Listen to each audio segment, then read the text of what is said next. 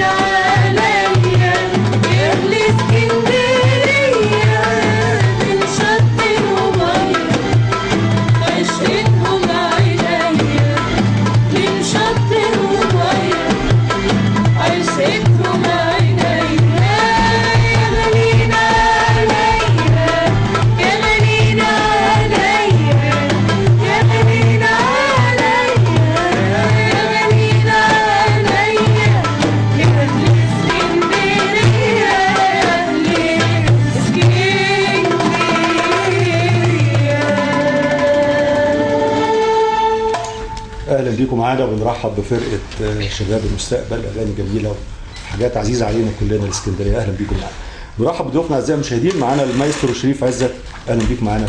كل سنه وانتم طيبين. معانا المطربه ديانا نبيل والمطربه بسمة عطا، اهلا بيكم معانا، صوتكم جميل استمتعنا بيه. معانا المطرب مصطفى عباس، اهلا بيك معانا مصطفى.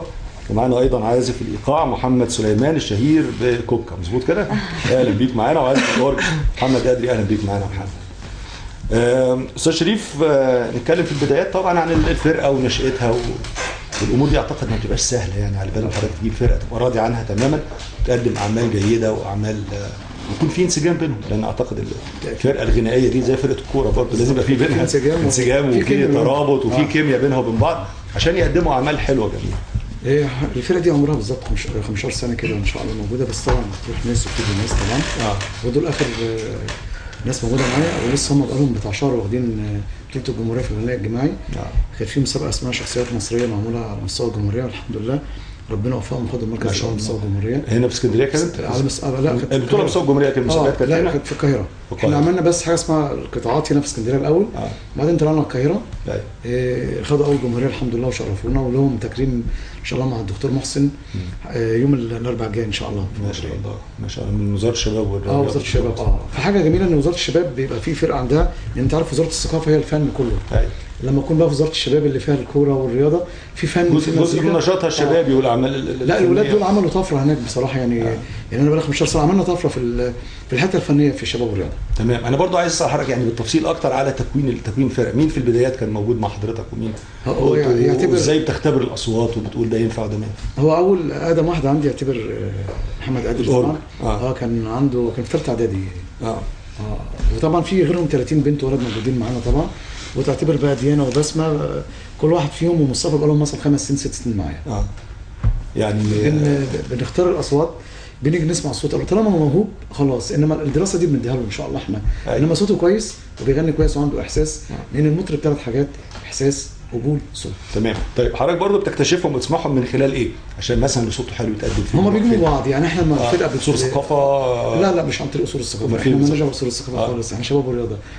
هو الفرق بشغلها بتجيب ناس يعني. حضرتك لما تبقى انت عامل حاجه مميزه وفيها نجاح، بتلاقي الناس بتجي لك لوحدها بتسال عليك عن طريق. انا بدرب في الكليات برضو، بس علم من الكليات اجيبهم عندي. اكيد في خامات كتير. طبعا الحمد لله احنا عاملين حاجه كويسه جدا السنه دي بالذات. الولاد والشباب كلهم معايا مجموعه اصوات يمكن احلى اصوات في اسكندريه موجوده دلوقتي عندي في الفرقه. ده جزء منهم طبعا. ودائما كل سنه يبقى في مسابقات مش طبعا على طول بنعمله بتاع 3 مسابقات يعني. احنا كانت المسابقه اللي خدناها دي بقى لنا 20 سنه ما خدناهاش. اسكندريه صعبه، لان بصراحه المحافظات الثانيه كمان بقى في موهوبين عندهم. في موهوبين كتير قوي. انا بقول يعني كمان السنين اللي جايه دي كمان في طفره بره جامد جدا في الغنى والمزيكا. تمام. اكتر من اسكندريه. انا برضه عايز اسال جزئيه، هل الاغنيات اللي بتخش فيها في المسابقات دي حضرتك بتختارها حاجات قديمه؟ لا طبعا لا. ولا لكم حاجات جديده؟ مش انا بنختار، هي بيجينا المسابقه بيعملوها دكاتره من معهد العالم الموسيقى العربيه. بيطلبوا يعني السنه اللي فاتت طلبوا مننا اغنيه حاجه للسيد درويش، كانت اسمها شخصيات مصريه، بنتكلم على السيد درويش، على عبد الوهاب، على ام كلثوم. نختار حاجه من ال3 دول ومحمد فوزي. نختار من دول ونعمل حاجه كورال، 2 كورال و2 فردي. فالحمد لله ربنا وفقنا، خدنا كلمني فهمني بتاعت. وبيحددوا عليكم الاغاني او المطربين او حاجه. احنا بالظبط العدد 13 غنى و12 موسيقى. دول بيحددوهم معانا. المزيكا كانت معانا ربنا ما وفقهاش في اسكندريه وسقطت مننا. طلعنا احنا من غير مزيكا، كانت الفرقه الوحيده مع 6 محافظات، معانا بورسعيد ومعانا الدقهليه من غير مزيكا. كانت دي صعبه جدا ان احنا نغني من غير مزيكا. فهم عملوا الانجاز بصراحه. ابتدينا نركز كويس جدا وعملنا توزيعات بالاصوات اللي معانا. كان معانا شباب، وكان عايز اقول حاجه، انا مش لوحدي برضه، الولاد دول الشباب دول موهوبين بجد. اكيد يساعدوني. واحد اللي بينه وبينهم مش مايسترو، لا احنا واحد. ناخد راي بعض، ما عندناش. حضرتك معاك كماله في فريق كورال اخر؟ طبعا معايا في بتاع 25 كمان مش موجودين معايا. فريق كامل باللبس بكل حاجه بتاعتهم طبعا. تمام. طيب عمليه برضو التدريب قبل المسابقات دي حتى التدريب او عمل بروفات مثلا بتتم فين؟ بتتم في مركز شباب الشلات، بنروح سبت وثلاث، بنبتدي من الساعه 6 للساعه 9. بس لما يكون عندنا مسابقه ممكن ناخد الاسبوع كله، شهر كله ورا بعض. كله مركز يعني. هم ممكن نضحك نهزر، بس وقت الشغل بيكونوا ناس ثانيه خالص بصراحه. اكيد طبعا. ممكن اي حد جديد يخش في طبعا في استمراريه اكيد، في تواصل. طبعا لازم زي لعيبه الكوره بالظبط. احلال وتجديد وكده. لازم ما ينفعش اعتمد على الناس بعينهم، يبقى انا كده على طول من اول حاجه. لا وهم كمان فيهم ميزه، اي حد جديد بيستقطبوه معاهم بياخدوه يعني. دي انا من النوع الحلو جدا. اي صوت بيجي عندنا جديد تاخده، وحتى لسه داخل خايف تشيله الحاجه دي. وبسمه ومصطفى وفي معز وفي مجموعه كبيره جدا، وراني عندنا مجموعه كبيره جدا. جمال جدا كلهم. طيب ممكن الاغاني تبقى في المسابقه يعني، ممكن يبقى في مطرب الاغاني دي ما تمشيش مع صوته مثلا ولا؟ طبعا كل واحد له شخصيه يعني. انا عارف ديانا بتحب ايه. اللي لا زي ما ملحن بيجي يلحن اغنيه، لكن في المسابقات بيفرضوا على حضرتك. بيفرضوا عليا، فانا بختار بقى. مش بيفرضوا عليا الاغنيه. بيفرضوا عليك مثلا الحاجه مثلا عايزين السيد يعني فنان قديم او عايزين ام كلثوم. طبعا السيد درويش عنده مجموعه اغاني، بختار الاغنيه اللي تليق على الستايل بتاعنا والحاجه بتاعتنا. وبعدين السيد درويش كمان كان في ميزه، ما لعبش في السيكه كتير في المقامات عندنا. كان بيلعب في العجم، في الكورد، بيلعب فيه كويس جدا. انا مش هاخد بالي بيلعب في السيكه دي والكلام ده. مش هاخد بالي يعني. ماكش عليك قوي، احنا بتوع رياضه مش هقدر يعني المشاهدين لو نوضحها لهم شويه لو سهله ممكن. حاجه اسمها علم النغم عندنا، المقامات الموسيقيه. يعني زي محمد فوزي كان بيحب الحجازي. ما من المقامات الموسيقيه معروف بقى كان متميز بيها. بليغ حمدي كان بيحب البياتي. السيد درويش كان بيحب العجم والكورد والحاجات عندنا في المزيكا يعني. ايوه. احنا بنحب برضه المقامات دي. طيب انا ديانا ديانا اسف ديانا، يعني تسمعينا حاجه الاول. الله كل سنه طيبه، بس الاول النهارده عيد ميلادها، عيدهم النهارده طبعا. كل سنه طيبين. ابتديت قلت والله يا بس عشان هي معانا، بس احنا ما قلناش كل سنه طيبه طبعا. ديانا يمكن اهم عنصر عندنا في الفرقه. تمام. ديانا اولا سمعينا حاجه وبعدين نتكلم على بداياتك برضه ان شاء الله. جاهزين؟ يلا انا بروض.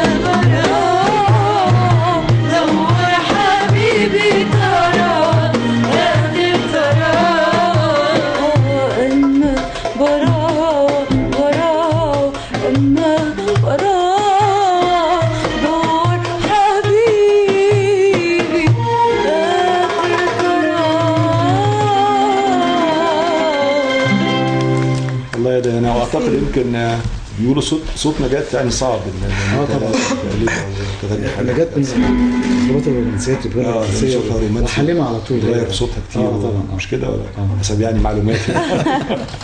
ديانا تقول لنا بداياتك ازاي وازاي التحقتي بالفرقه وازاي عرفتي وامتى بدات الموهبه معاكي؟ حسيتي ان صوتك حلو او حد قال لك ان صوتك حلو ويا ريت تحاولي تغني؟ هي اول واحده قالت لي ان صوتي حلو كانت ماما. مامتي قالت لي، بعد كده بابا بقى شجعني وفي البيت كنت في فرقه موسيقى عربيه، كنت في الاوبرا الاول مع المايسترو جورج بشرى. بس قعدت فتره ويعني كان الجو بعيد شويه يعني، كنت حابه اعمل حاجه فيها روح اكتر.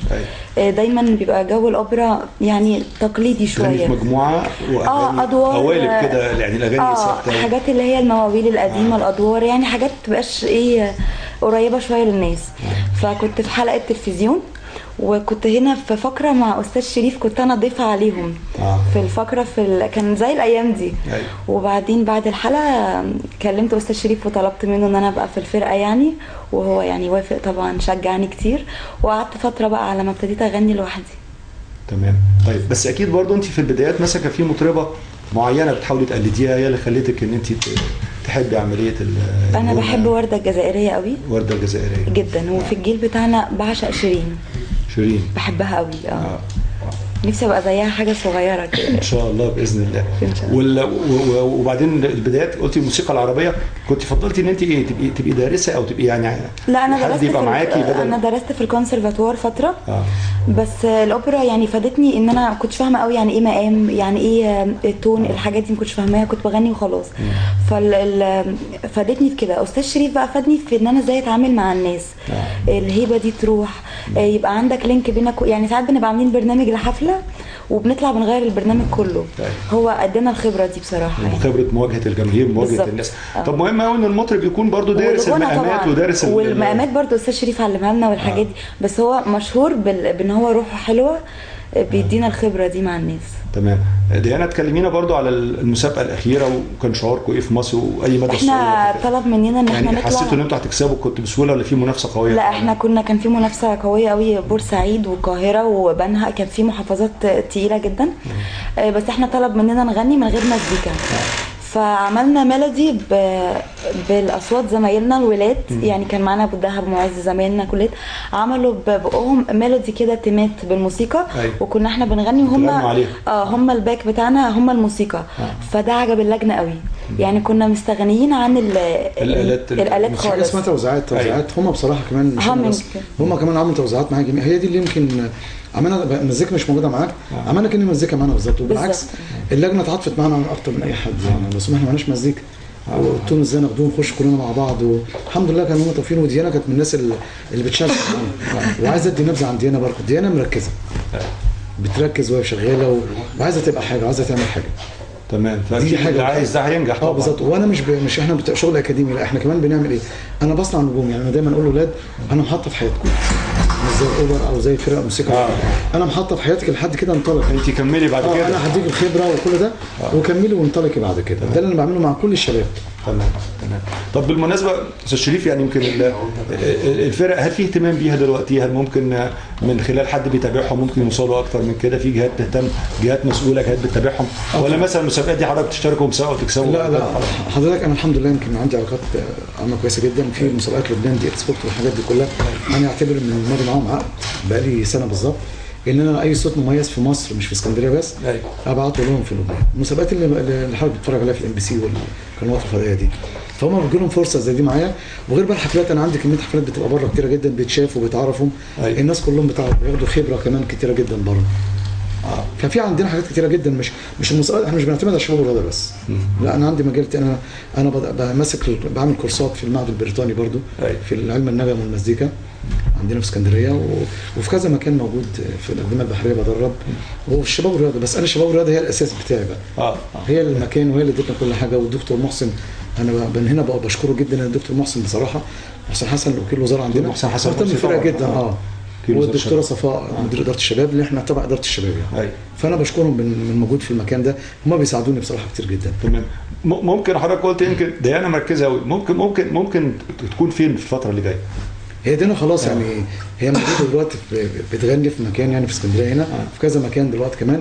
بس هي متواضعه كمان معايا انها ما سابتنيش. ولا لازم اللي يوصل القاهره ويوصل القاهره؟ والله لازم. يعني عشان الشر اكبر. القاهره لازم، القاهره الاساس. بس هي محطه في اسكندريه وبعد كده تنقل القاهره عشان هي طبعا لسه واخده بكالوريوس السنه دي، بكالوريوس تجاره هي. ما شاء الله. ومع كذلك برضه هي بتغني موجوده في الساحه بره. بس ما بسوتش الفرقه، بتقف كورال معانا وبتقف في نفق زيهم فيهم ميزه كلهم. هي ومحمد ابراهيم معز ابو الدهب، بس ما كلهم بصراحه نفس التيمه بتاعتهم جميله جدا مع بعض. تمام. طيب هنرجع لك تاني بس نسمع بسمه برضه كده في البدايه قبل ما نعرف برضه بسمه بداياتك كان هي بسمه 17 سنه وازاي التحقتي بالفرقه؟ 17 سنه وثانيه ثانوي، من الاصوات الجميله جدا يعني. ما شاء الله. بتسافر لبنان كمان. كان الحفلات هناك كده؟ لا في المسابقات يعني. المسابقات ان شاء الله. ما شاء الله. طبعا مش هيبتدوا غير ما انت المايسترو، انت بتبدا بالدقه على طول. يلا اتفضل.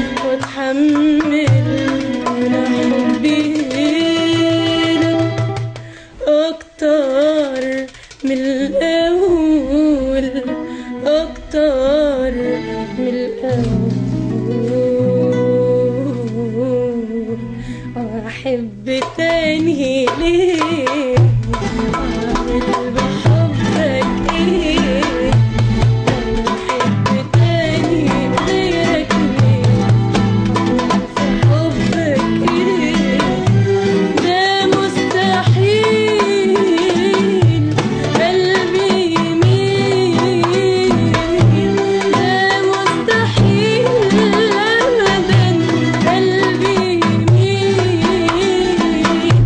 ويحب يوم غيرك أبدا أبدا أهو ده اللي مش ممكن أبدا.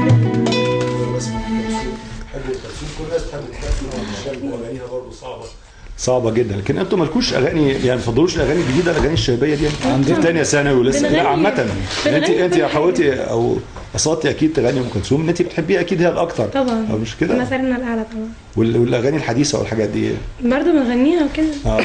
بس انت الأصلي اللي هو بتميلي اكيد الاغاني اللي فيها طرب والاغاني القديمه دي فعلا اكيد طبعا. هي اللي بتبين الصوت اكيد كمان. حضرتك لو هي اي حد عايز يغني لازم يغني القديم الاول عشان يغني صح، من الاساسيات عشان يتعلم حتى. طبعا بالظبط، زي ما عمرها بتيجي تعمل لها لازم تعمل لها اساس الاول. الغنى القديم بتاعنا هو الاساس الغنى كله. تمام. بس بداياتك كانت ازاي؟ مبدئيا انا بغني من وانا عندي 5 سنين. 5 سنين. بغني في حفلات موسيقى عربية وكده. وبعدين كل اللي كان بيسمعني بيقول لي في مايسترو شريف عزت روحي عنده، هو تروحي يدلك على الطريق الصح وكده. فتعرفت على استاذ شريف عزت ورحت له من خلال بقيت اتدرب معاه. علمني حاجات كتير جدا، مزيكا، علمني علم النغم، علمني ازاي اتعامل مع الجمهور، ازاي اقف في حفله، ازاي امسك مايك، علمني كل حاجه. تمام. بس 5 سنين دي اكيد حد علمك او حد وجهك مامتي. يعني، لان صعب انت تبداي. مامتي اصلا صوتها حلو، فهي مامتي اصلا صوتها حلو، هي اللي بتعلمني كده. كانت بتقول لي الاغنيه دي احفظيها، الاغنيه دي تتغنى كده، شجعتك وهي اللي وجهتك في السن.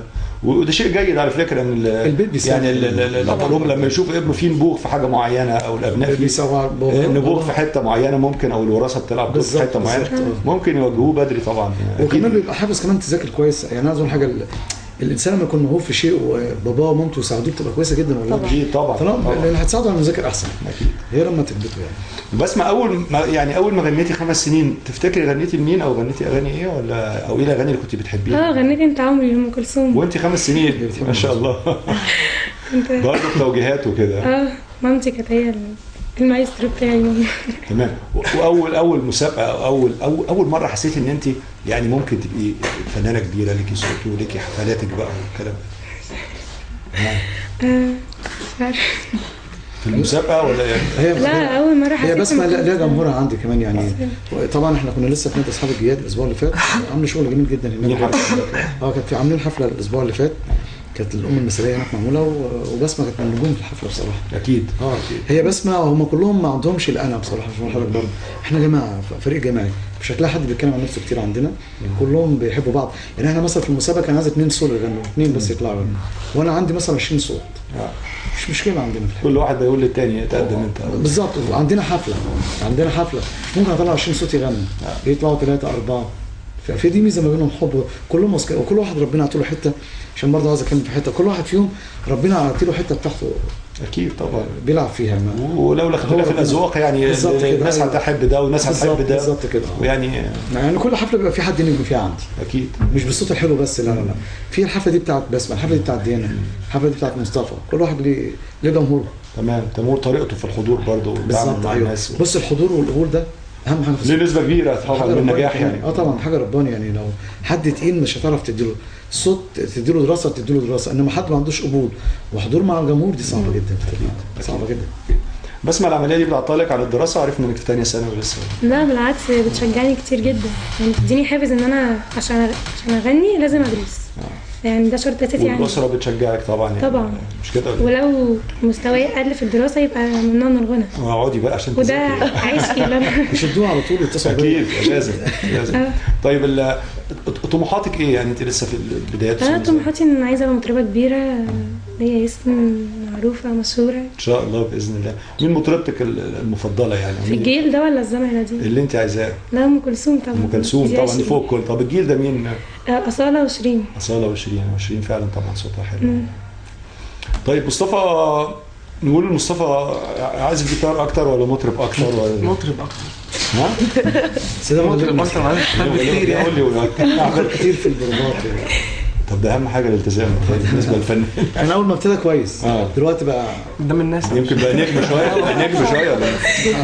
بقى نجم شويه. مصطفى الغنى افضل من اللي هو الاول ولا العزف؟ لا الغنى طبعا، لان انا كنت بغني من وانا صغير. الجيتار بقاله معايا تقريبا متعلمه بقاله سنه او سنه ونص. لكن انا بغني من وانا صغير. كام سنه كده البدايات؟ بدايه ما دخلت مع الشريف ولا بدايه ما غنيت اصلا؟ لا بدايه اول مره غنيت كان في 6 ابتدائي. في برضه حد شجعك من الاسره ولا انت؟ هي كانت صحاب يعني. وامي اكتر حد شجعني خالص الصراحه يعني. كانت صحاب، انت صوتك حلو، طب يا ابني انت لازم تشوف جهه تقدم فيها انها تنمي لك الموهبه ديت. امي هي اللي كانت بتسمعني، ما كانش حد يسمعني غيرها خالص. اكيد في البدايات طبعا. هي اللي جابته لحضرتك. بتحبه جدا مصطفى، روحها يعني، ونفسها تشوف حاجه كبيره قوي ان شاء الله باذن الله. طب سمعنا حاجه الاول ونتكلم برضو بالتفصيل. نقول حاجه شبابي ولا قديم؟ اللي انت عايزه. قول حاجه الناس هتحكم عليك من خلالها يعني. حاجه هنقول اغنيه تامر عاشور كده مطرقعه يعني اللي انت عايزه.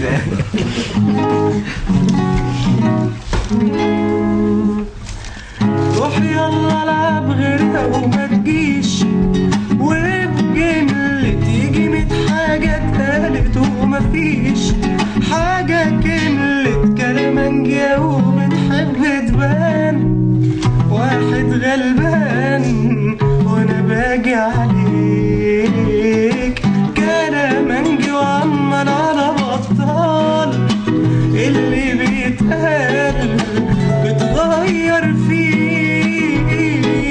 تسلم وفر على نفسك اي كلام علشان تسلم، لو متهيألك هرجع تاني تبقى بتحلم، انا رحت وراحت برضه عليك. تسلم فهمتك اني نسيت، طب ليه مش عايز تفهم؟ هتعب من بعدك بس انا تعبي في بعدك ارحم من تعب اللي انا شفته على ايديك. مش حلوة في حقي دي وارجع ليك، لو تيجي عيب اوي ما يصحش افكر فيك، ودي تيجي كلامنجي وبتحب تبان واحد غلبان وانا باجي عليك، وكلامنجي وعمال على بطال اللي بيتقال بتغير فيه. تسلم وفر على نفسك اي كلام علشان تسلم، لو متهيألك هرجع تاني تبقى بتحلم، انا رحت وراحت برضه عليك. تسلم فهمتك اني نسيت، طب ليه مش عايز تفهم؟ هتعب من بعدك بس انا تعبي في بعدك ارحم من تعب اللي انا شفته على ايديك. هتعب من بعدك بس انا تعبي في بعدك ارحم من تعب اللي انا شفته على ايديك. والله يا مصطفى انا على فكره الاغاني الحديثه يعني ما بملهاش قوي، بس بجد جميل وصوته حلو يعني، صوتك جميل فعلا. عنده 18 سنه كمان لسه صغير، مش لسه البدايات برضو. نقول انت قلت لي بديت من امتى؟ انت في سنه 6 مش كده البدايات؟ وبعدين توجهت الاستاذ شريف برضه بقالي مع اكتر من 4 سنين كده. طب استاذ شريف اللي عايز يجي لحضرتك وبرضه شباب يجي فين برضه؟ ان هي الحاجه دول المشاهدين بالمناسبه مركز شباب الشلالات. مركز شباب الشلالات سبت وثلاث بنروح من الساعه 6 ان شاء الله من الساعه 6 مساء. اللي عنده موهبه او اي حد شايف صوته حلو هو بيجي طبعا تحت امره. انا اعشق شباب مصر كلهم، مش شباب اسكندريه بس، اي حد. انا الحمد لله انا برضه مدرب في وزاره الشباب في القاهره، بسافر محافظات مصر كلها. اي شاب في اي حته بساعده، مش لازم تكون اسكندراني بس، اكيد اي حد يعني حتى في مسابقات لبنان كل المحافظات بتبعت لي وببعت لكله، مش اسكندريه بس. تمام. بيبان لما يجي هو سنه صغير كده يعني في حاجات يبان انه هيبقى كويس. طبعا في حاجات بتبان كده في صوته، بلقط هنا على طول. يعني انا عايز اسمع صوته خبره طبعا بقى انت تقدر تحكم مع التكرار طبعا، خبره طبعا، ولسه بتعلم طبعا، ده اكيد يعني. تمام. مصطفى بعد ما رحت بقى للاستاذ شريف وحسيت ان انت يعني العمليه تاخد شكل جدي كده يعني، كلمه مشوارك كده بصراحه ما كنتش اعرف اي حاجه عن الغنى بتاتا، غير ان انت صوتك لكن مش دارس نهائيا يعني مش كده، والمقامات والكلام ده. شريف بصراحه وبعد ربنا طبعا ليه فضل كبير جدا عليا ان انا حتى اعرف اغني. اي حد بيغني من غير ما يكون فاهم ده انا سوري في اللفظ بسميه بيجعر، ما يعرفش ايه خالص.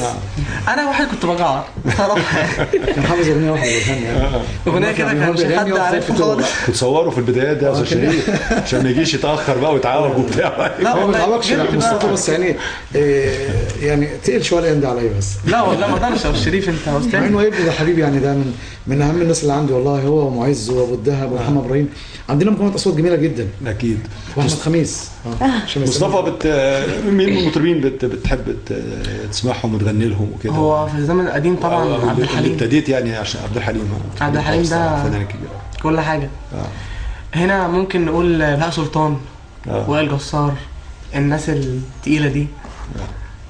هم دول يعني دول انا يعني طموحي ان ابقى زي مثلا مش بهاء سلطان، ابقى مصطفى عباس لكن في مكانه بهاء سلطان شخصيته يعني. طبعا شيء جيد وبعدين استاذ احمد مصطفى عنده حزب مزيكا حلوه، بيوزع وبيلحن كمان. اللي كنت لسه اساله على موضوع الجيتار. بيعمل شغل. بص هو مجتهد مجتهد وما بيركز. بحب الفن قوي. طبعا وغاوي وكده. وموهوب وصوته حلو جدا. يعني انت ممكن تبتدي تعمل توزيعات، تعمل الحان للكلمات. ما يعديش عليا يوم من غير ما اغني والعب جيتار، احس ان في حاجه ناقصه، احس اني ما اكلتش ما شربتش. اللي لازم بيحب الهوايه بجد مش. لا هو مركز في الموضوع ده وعايز، وهيبقى حاجه ان شاء الله يعني. ان شاء الله ان شاء الله. والجيتار يعني لما يبقى مع بيدي مود. يعني حتى لو بالنسبه لك ده تاني حاجه، لكن عمليه التلحين والتوزيع دي عمليه اكيد برضو ممتعه جدا، وعمليه بيزود عمليه فنيه جدا يعني. ويمكن تساعدك اكيد في عمليه الصوت والغناء يعني. آلة مساعدة لصوته بتبقى كويس، بتخليها في اتونه كويس، بيغني كويس. الآلة بتبقى آلة مساعدة للمطرب. انت في آلة تانية بتلعب عليها غير الجيتار؟ لا ولا؟ بس الجيتار فائدته انك تلعب، المطرب فائدته انه يلعب آلة، انه مثلا لو قعد وسط ناس مزيكاتيه زي محمد قدري في فرقه يعرف يتكلم معاهم، يعرف هو بيقول ايه، انما في لازم المطرب يكون فاهم النقطه الحته دي. اكيد طبعا. ما يغنيش كده. وتساعدك وانت بتغني برضو لما تسمع موسيقى. اكيد تفيدك كتير، بتعلم مستواك كمطرب، انت بتفهم انت بتعمل ايه بقى، بتكون ماسك الكلام ده كله في ايدك. انت بتدرس في سنه كام مصطفى؟ انا دلوقتي خلصت ثانوي ومش ناوي اكمل، مستني بقى الجيش، بعد الجيش ربنا يكرمني بقى اكمل في موضوع في عمليه الغنى. لان الجيش دوت واجب على كل واحد فينا، ما ينفعش طبعا تروح منه فين لازم. غني في الجيش مش اصلا عسكري. غني في الجيش. اتمنى لك التوفيق يا مصطفى. احنا معانا كمان زي ما عرفت انا اصغر عازف ايقاع محمد سليمان، لقبه كوك قالوا عازف الايقاع سعيد ارتيست. سمعت. بص هو اهم واحد الراجل، هو بيبتدي من غيره. انا بحس انتوا مستنيينه يبدا هو. عشان استاذ سعيد بيتفرج علينا دلوقتي في مصر. بيتفرج علينا. والله عارف الحلقه. هو اخر العروض عندهم بقى. ما شاء الله. طيب تسمعنا انت حاجه بقى ممكن، لان انا ممكن ماشي لوحدك كده. تمام اتفضل.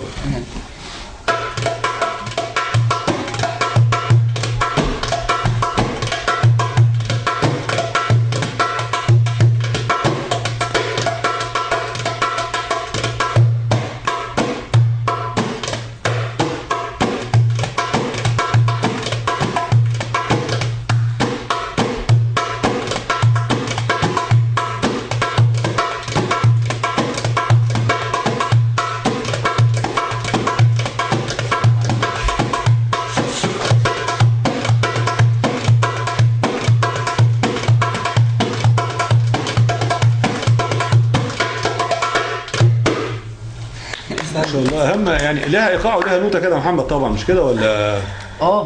ليها نوته، هي نوته معينه، بس يعني نوته يعني مش سهله قوي.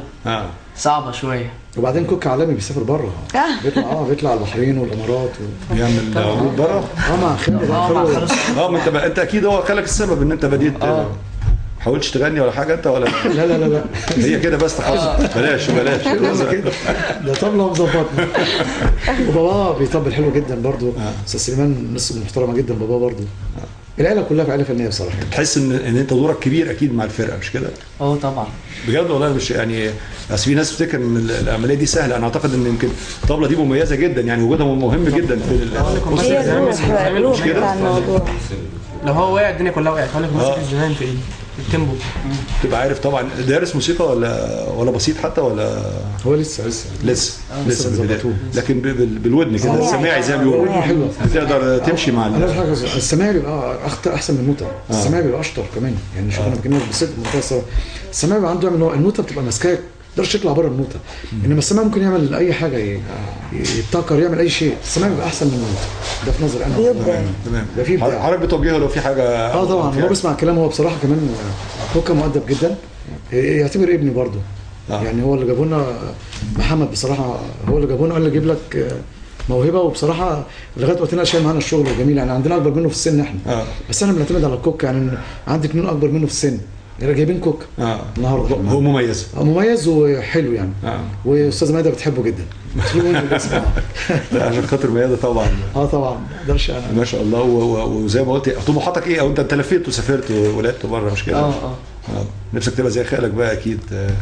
مش كده ولا ايه؟ ان شاء الله ربنا يوفقك. محمد قدري عازف الاورج لكن مطرب ولا ما متخصص؟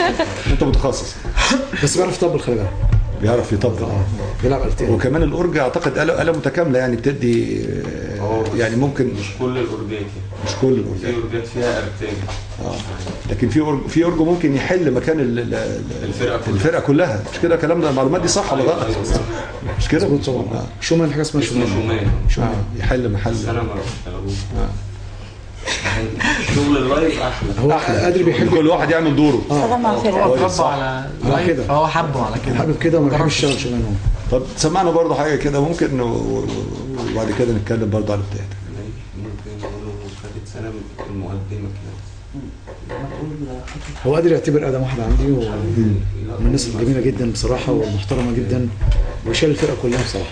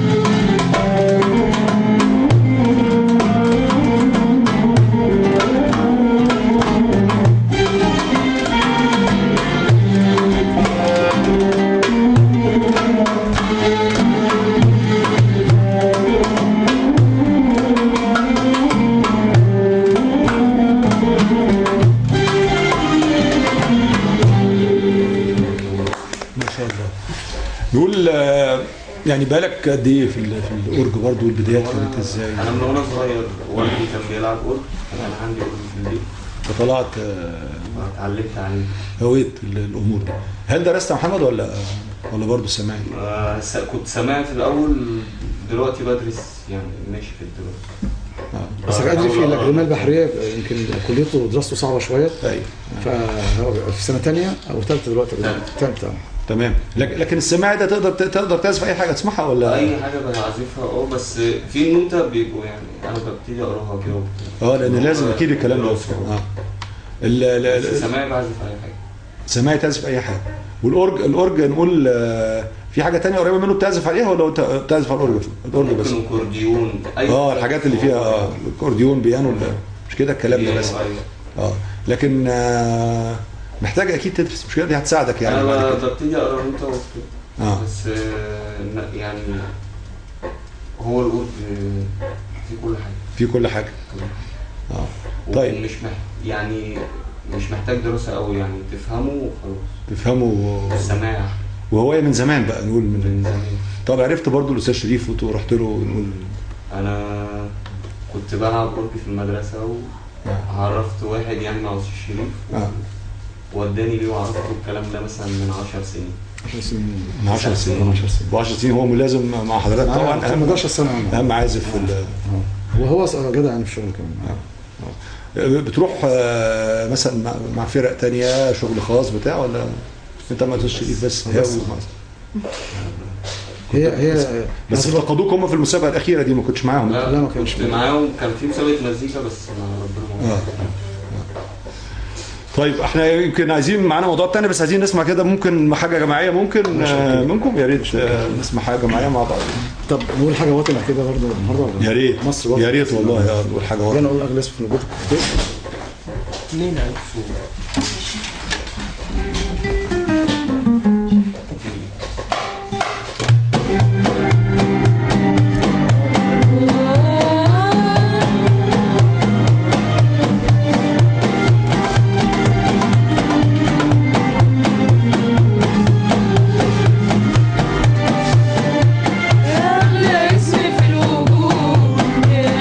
مصر اسمي مخلول القلوب، يا مصر أغلى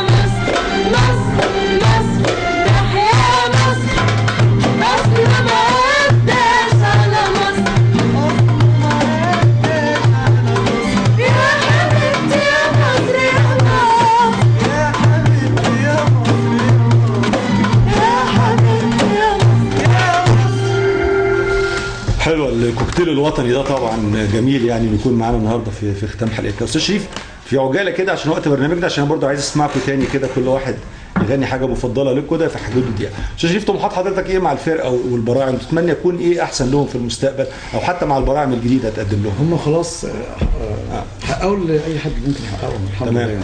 لا انا اقول في رعايه المواهب ككل كمان. رعايه المواهب ان شاء الله. انا عايز الجيل اللي طالع، انا بضرب طلائع وشباب يعني. الجيل اللي طالع يبقى زيهم بالظبط ان شاء الله، اللي جاي ياخد بطوله زي دي الاسكندريه في الايام اللي جايه دي ان شاء الله. ده اهم حاجه، وهم بقى يتنقلوا للنقله احسن مني القاهره بقى ان شاء الله. انا مش عايزهم يفضلوا قاعدين معايا، لا عايزهم يغيروا بقى يطلعوا القاهره نجوم ونجمات بقى. انا عايز كده ان شاء الله. اكيد حاجه تسعد حضرتك طبعا تسعدني جدا طبعا. انا نفسي اشوفهم احسن ناس بصراحه ان شاء الله باذن الله. مني كمان بصراحه. ربنا يبارك في العمل اللي حضرتك بتقوم بيه، رعايه المواهب دي في سن صغيره عمل عظيم يعني مفيش شك. ديانا تسمعينا حاجه كده ممكن؟ اختاري انت بقى اللي على مزاجك يعني. نقوله دارة الايام سي.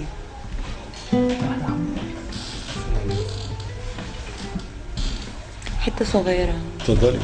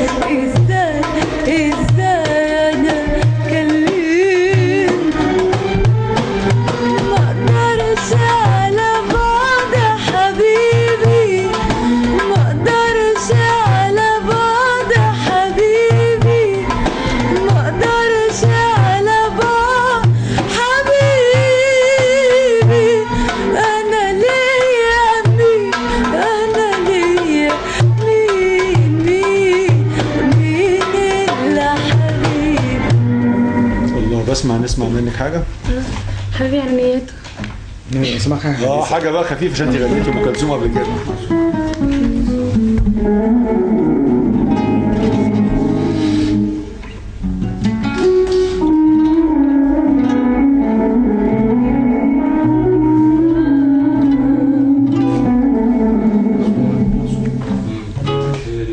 وبعد كده بقى مصطفى ان شاء الله برضه غنينا حاجه الصافي بقى. كده بس انا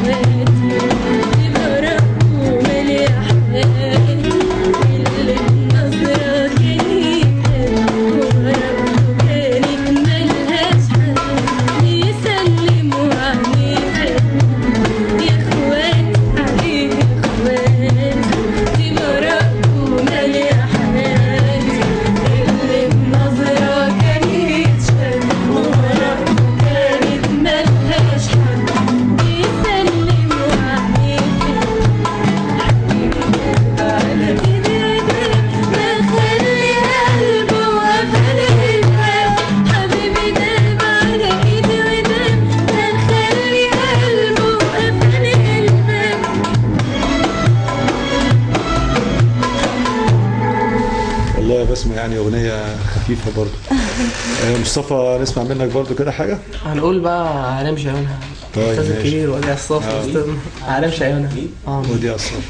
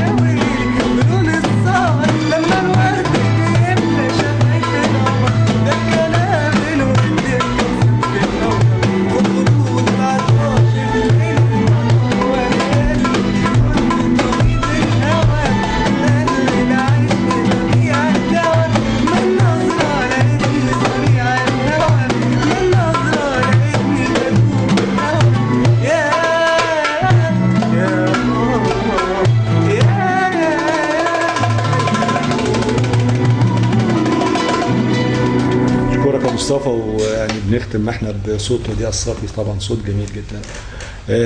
استاذ شريف عزت المايسترو، يمكن احنا سعدنا جدا بيكم النهارده في حلقتنا في عيد الربيع. بشكركم واستمتعنا معاكم باغاني جميله واغاني وطنيه جميله، ونتمنى لكم مزيد من التوفيق والنجاحات ان شاء الله في المجهود الكبير اللي حضرتك بتبذله.